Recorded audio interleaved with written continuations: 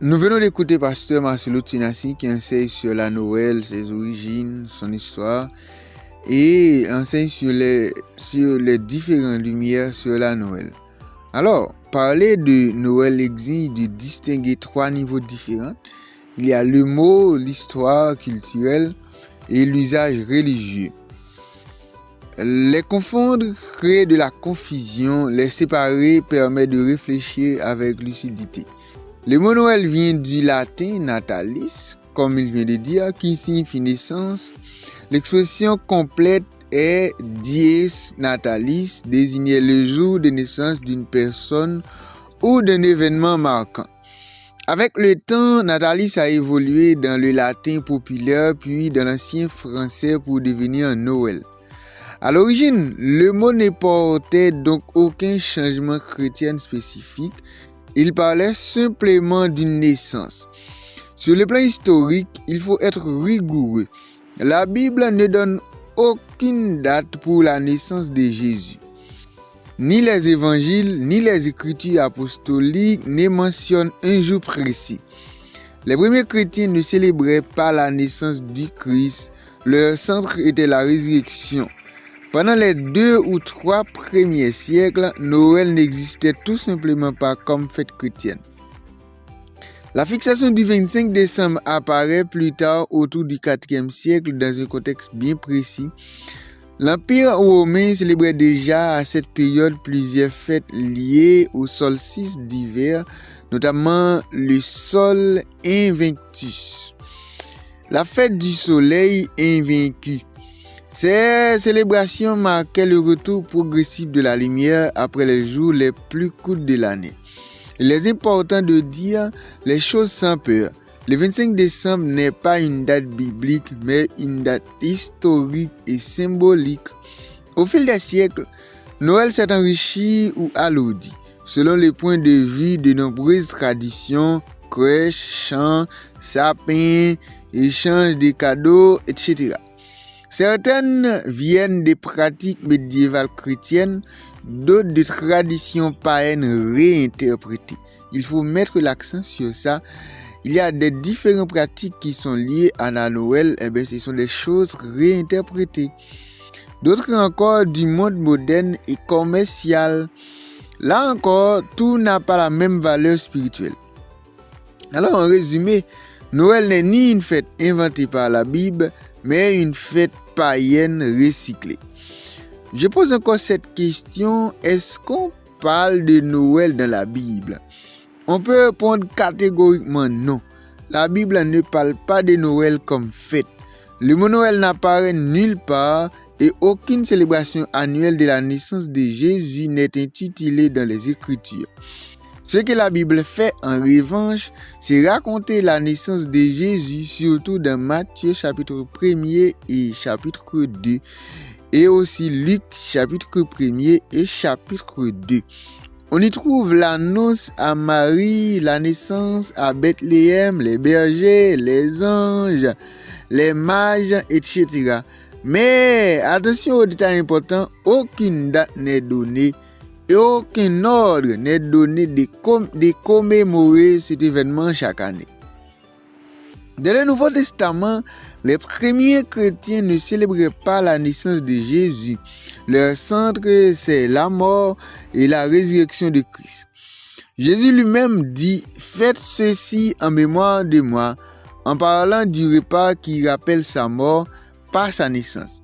Les apôtres prêchent la croix, la résurrection, la repentance, le salut, mais jamais une fête de nativité. Donc, bibliquement parlant, la naissance de Jésus est une fête théologique majeure, mais Noël, comme fête religieuse, n'est pas biblique. Elle est apparue plus tard dans l'histoire de l'Église pour des raisons culturelles et pastorales, pas par commandement divin. La Bible parle de la naissance de Christ, mais elle ne parle pas de Noël. Tout le reste relève de la tradition et une tradition doit être soumise toujours à la volonté de la parole, jamais l'inverse. Alors, pourquoi on a choisi le 25 décembre comme la date de naissance de Jésus? Les premiers chrétiens n'avaient pas un calendrier accroché au mur avec marqué naissance de Jésus. Ils savaient qui était né, pourquoi il était né, mais pas quand exactement. Et honnêtement, pour eux, l'essentiel n'était pas la date, mais la croix et la résurrection. Des siècles plus tard, le christianisme entre dans un monde déjà très organisé, très religieux, très festif. À Rome, fin décembre, tout le monde célébrait. Les rues étaient animées, les maisons décorées. On parle de lumière, de renouveau, de victoire sur les ténèbres. Le 25 décembre, on célébrait le soleil qui renaît après la nuit la plus longue de l'année. L'Église s'est alors retrouvée face à un choix très concret. Soit combattre frontalement ces fêtes populaires païennes, soit leur donner un nouveau sens.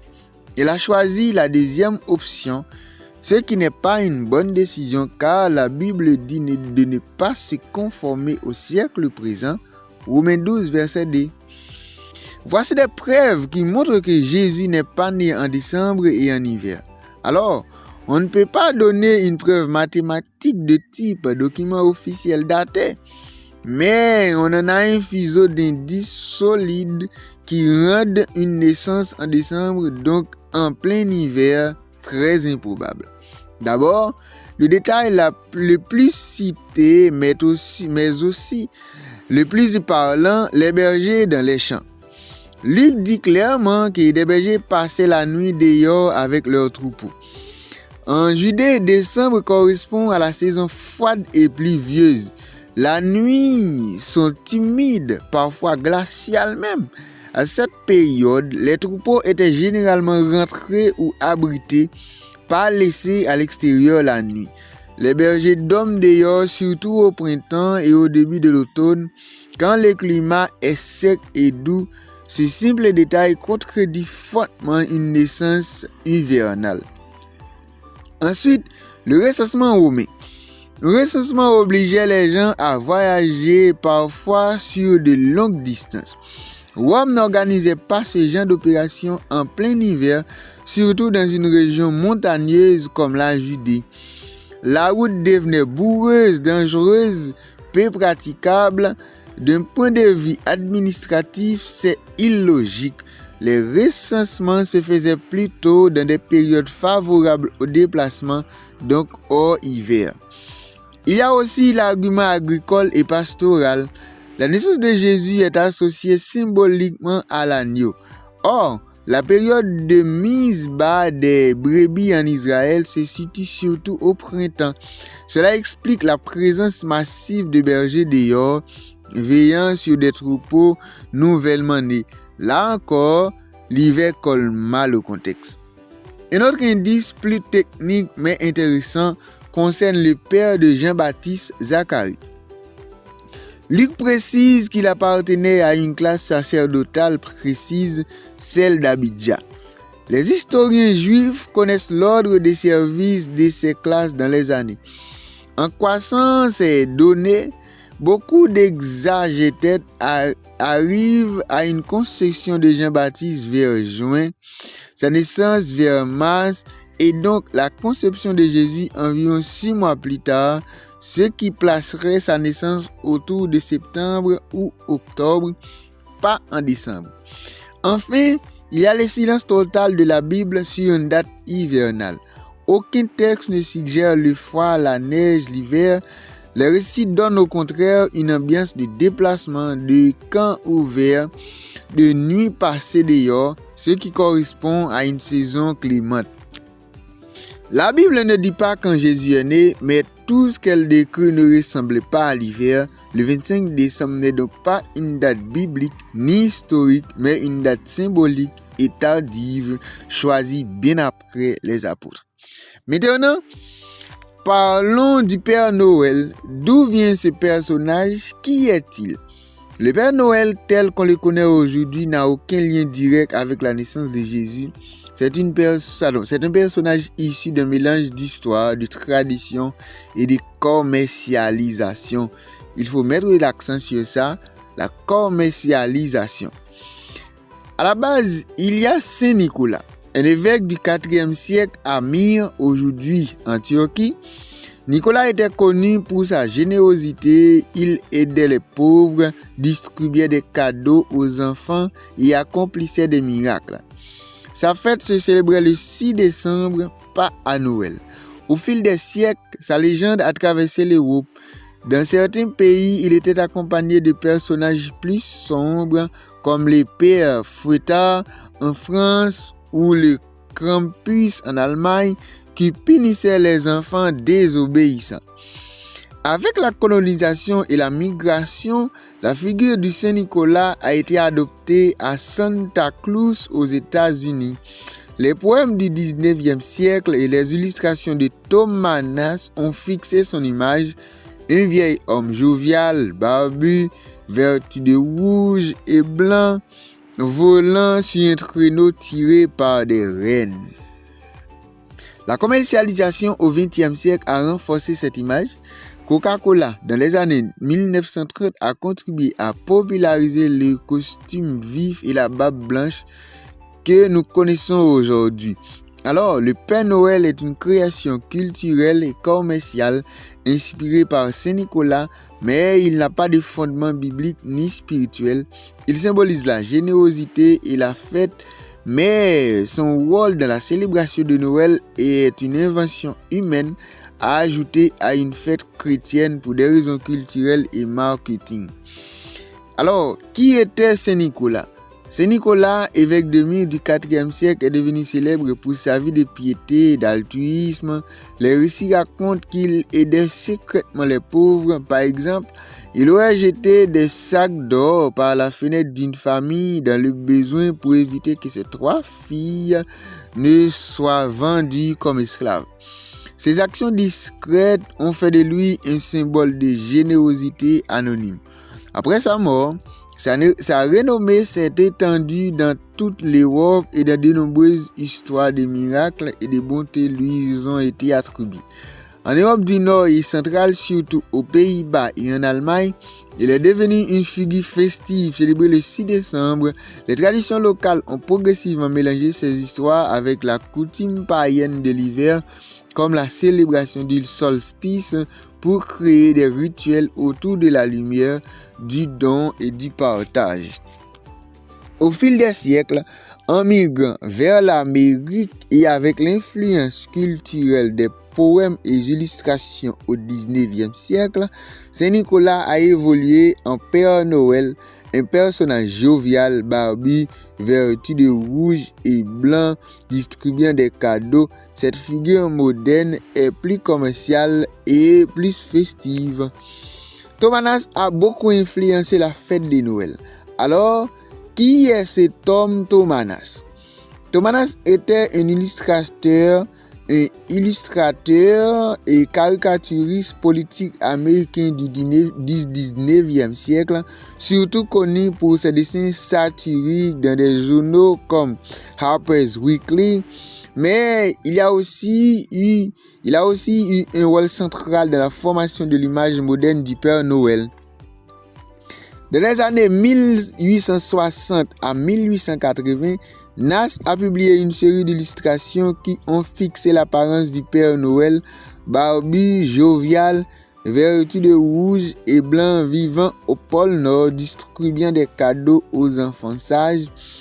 Avant lui, les représentations du Père Noël varient beaucoup, parfois minces, parfois vêtus de vert, ou même accompagnés de personnages folkloriques locaux. Ces dessins ont popularisé une image uniforme et iconique qui allait influencer tout le monde de l'Amérique à l'Europe. En gros, Thomas Nast a transformé un personnage de légende chrétienne et folklorique en symbole visuel universel de Noël tel qu'on le connaît aujourd'hui. Alors, comment était l'image du Père Noël avant Thomas Nast? Avant l'influence de Thomas Nast au 19e siècle, le personnage qu'on appelle aujourd'hui le Père Noël était un mélange de traditions européennes variées. Dans les pays germaniques, il y avait Sinterklaas, inspiré de Saint-Nicolas qui apportait des cadeaux mais pouvait aussi punir les enfants désobéissants.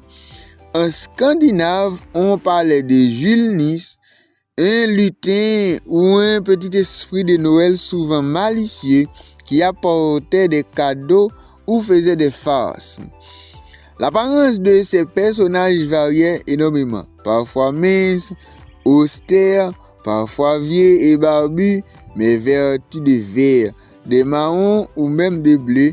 Ils n'avaient pas ce costume rouge vif ni ce ventre rebondi que nous connaissons aujourd'hui. Son rôle et son comportement dépendaient de la culture locale. Certaines le voyaient comme un symbole de générosité, d'autres comme un avertissement pour corriger les mauvais comportements. Thomas a donc standardisé l'image du Père Noël pour les publications américaines à partir des années 1860 et 1880, en le transformant en des figures joviales rondes barbues vêtues de rouge et blanc qui distribuaient des cadeaux avec gentillesse. Cette version est rapidement devenue dominante et a façonné notre perception moderne du Père Noël. Alors, pourquoi on utilise un sapin de Noël? L'image du sapin de Noël remonte à des traditions païennes bien avant la naissance de Jésus-Christ. Dans l'Europe ancienne, surtout chez les Germains et les Scandinaves, les arbres à feuilles représentent à feuilles persistantes symbolisent la vie éternelle et la résistance à l'hiver rigoureux. Durant le solstice d'hiver, on décorait ces arbres pour célébrer la lumière qui revenait et la promesse du printemps. Les lutins du Père Noël, c'est quoi? C'est quoi un lutin? Les lutins du Père Noël viennent de la tradition folklorique européenne, surtout des légendes scandinaves et celtiques. Un lutin, c'est un petit être surnaturel, souvent malicieux mais serviable, qui vit caché et aide parfois les humains. Dans ces légendes, il pouvait jouer des tours, protéger les maisons ou accomplir des tâches invisibles pour ceux qui l'appréciaient. Quand la fête de Noël s'est popularisée notamment avec l'image du Père Noël et ses ateliers du pôle Nord, les lutins ont été réinterprétés comme des assistants du Père Noël, des petites créatures qui fabriquent les jouets et préparent les cadeaux pour les enfants sages. Le rôle symbolique est donc celui d'être dévoués et travailleurs, mais toujours dans un cadre imaginaire et festif. Le traîneau du Père Noël, c'est quoi? Alors, il faut savoir que le Père Noël, il a beaucoup de choses qui l'accompagnent. Il a les lutins, les traîneaux, la bûche de Noël. Alors, c'est quoi le traîneau du Père Noël? Le traîneau du Père Noël, c'est le moyen magique qu'on imagine qu'il utilise pour livrer les cadeaux aux enfants dans le monde entier en une seule nuit, celle du 24 au 25 décembre. Dans l'imaginaire populaire, il est tiré par des rennes volants, souvent guidés par Rudolph, le renne au nez rouge. Mais alors, en vérité, disons la vérité, est-ce que le Père Noël distribue des cadeaux vraiment aux enfants? Alors, il faut répondre catégoriquement non.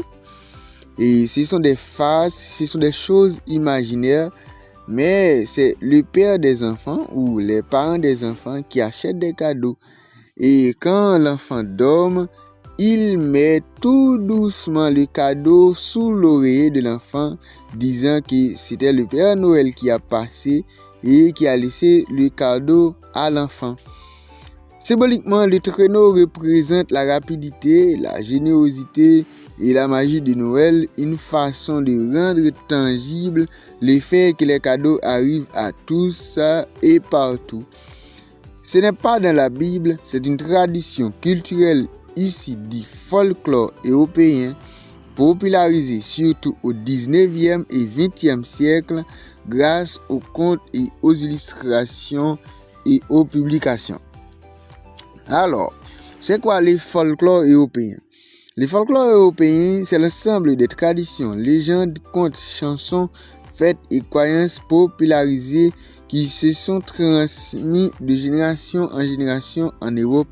C'est ce qui explique beaucoup de coutumes que l'on associe à Noël, par exemple le sapin, les rennes, les lutins, la neige et certaines histoires de cadeaux. Ces éléments ne viennent pas directement de la Bible, mais plutôt des croyances et pratiques des peuples européens, souvent liées au cycle de la nature et aux fêtes d'hiver et aux croyances païennes avant la chrétienté. Avec le temps, certains de ces éléments ont été intégrés à la fête de Noël telle qu'on la connaît aujourd'hui. Tout au long du texte, on a parlé de la légende ou de la mythologie scandinave. Alors, c'est quoi cela? La mythologie ou la légende scandinave, c'est un monde de récits que les peuples nord de l'Europe racontaient bien avant le christianisme. Les Vikings, par exemple, croyaient en des dieux puissants comme Odin ou Thor et des géants et toutes sortes de créatures magiques qui influençaient la nature et la vie des hommes. Ces histoires servaient à expliquer les tempêtes, les nuits longues de l'hiver, les saisons et même les notions de courage et de sagesse. Beaucoup de traditions de Noël viennent de ces légendes. Les lutins ou elfes, par exemple, étaient des êtres imaginaires qui aidaient à protéger les maisons ou à fabriquer des objets magiques. Les traîneaux et les rennes viennent des croyances sur des voyages célestes ou des chevaux volants et des dieux symbolisant la vitesse et la puissance. Même les sapins décorés trouvaient les racines dans les rituels païens d'hiver où l'on célébrait le retour du soleil après la nuit la plus longue. Avec le temps, ces éléments ont été intégrés dans le folklore européen et progressivement, ils se sont mélangés aux traditions chrétiennes pour créer ce que l'on connaît aujourd'hui, les Pères Noël, les cadeaux, les lutins et les décorations de Noël. Mais il faut comprendre que ces aspects ne viennent pas toujours directement de la Bible, ce sont des adaptations culturelles qui se sont superposées aux fêtes chrétiennes.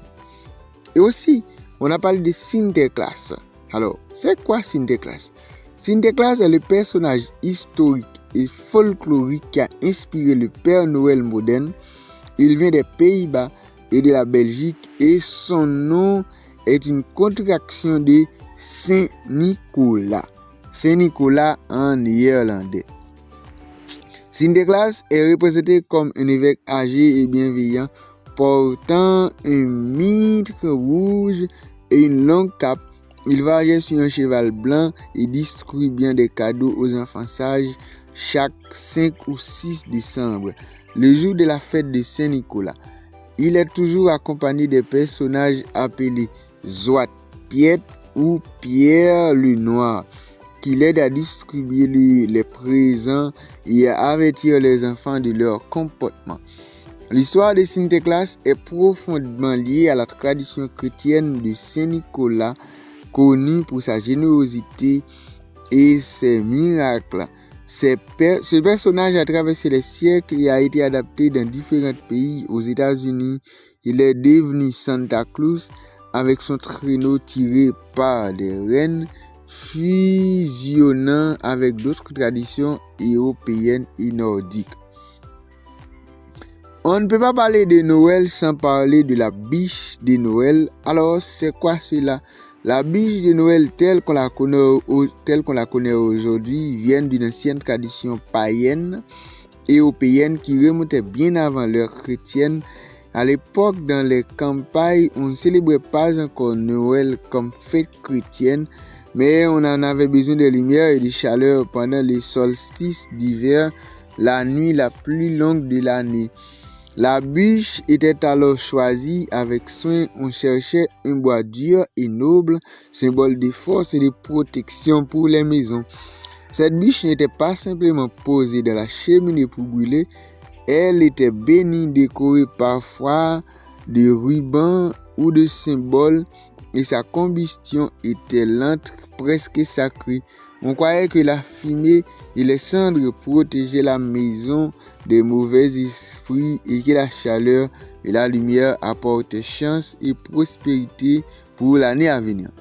Les familles se rassemblaient autour du feu, partageaient des histoires et célébraient la vie au cœur de l'hiver. Avec le temps, lorsque la fête de Noël s'est christianisée, cette tradition a été conservée mais transformée. La bûche de bois est devenue un dessert, le gâteau roulé souvent au chocolat, décoré pour imiter les bois avec des motifs comme des feuilles de roux et des champignons en meringue. En conclusion, mes chers amis, il faut regarder les choses avec clarté et honnêteté. Noël, tel que nous célébrons aujourd'hui, est un mélange complexe de traditions chrétiennes et païennes. La Bible ne mentionne ni date exacte de la naissance de Jésus, ni un commandement pour la célébrer chaque année. Tout ce qui vient avec des symboles comme le Père Noël, les lutins, la bûche et le sapin a des racines culturelles et païennes. Je vous conseille, en tant que chrétien, d'être très prudent à cette fête et de ne pas le célébrer sauf une autorisation de Dieu, une autorisation de Jésus-Christ. Mais je ne crois pas que Jésus donnera. Et alors, je ne crois pas que Jésus ou Dieu ou le Saint-Esprit encourage à fêter une fête qui a des origines païennes et qui toutes choses ont été réinterprétées ou transformées. Alors, merci d'avoir regardé cette vidéo jusqu'à la fin. J'espère qu'elle vous a inspiré et fortifié dans votre foi. Si ce contenu vous a plu, n'hésitez pas à vous abonner à notre chaîne Connexion Spirituelle pour ne rien manquer de nos prochaines publications. Activez la cloche de notification pour être informé dès que nous partageons une nouvelle prédication. Ensemble, continuons à grandir.